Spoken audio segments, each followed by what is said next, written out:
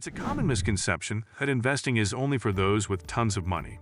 This notion needs to be dispelled because you can in fact start investing right now, with or without money. Whether it's stocks, index funds, ETFs, or cryptocurrency, there are multiple ways for people with little investment money to start investing. But for those who want to aim for the big leagues and try out real estate investment, there are so many more ways of investing even with the tiniest budget.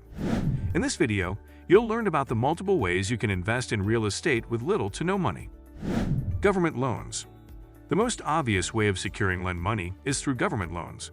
They're also the safest option you have since there's a lot of rules and regulations regarding borrowed money from the government. You may know a few like the USDA loan and the VA loan, but there are more government loans available such as Good Neighbor Next Door program, Fannie Mae, Freddie Mac, and Energy Efficient Mortgage, among many others. However, while these are safer options, these are not the best options for churning out quick profit, especially for those looking to rehab homes and selling them. This type of loaning lends itself better to rental homes because many of these loans can be only applied to one home at a time and will often require you to complete the loan before you can reapply for another loan.